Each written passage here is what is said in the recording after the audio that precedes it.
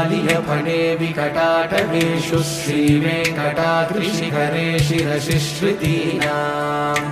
चित्तेऽप्यनन्यमनसां सममाहितौ ते श्रीवेङ्कटेश शरणौ शरणं प्रपद्ये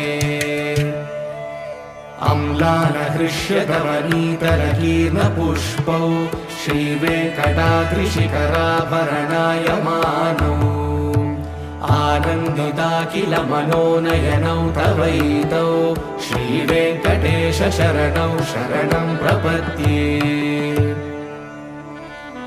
प्रायः प्रपन्नजनता प्रथमावतार्यौ मातुस्तनाभिव शिशोरमृतायमानौ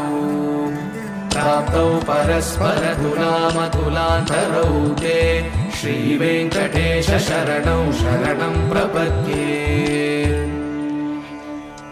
सत्त्वोत्तरैः सततसेव्यपदाम्बुजेन संसारतारकदयाग्रगृगञ्जलेन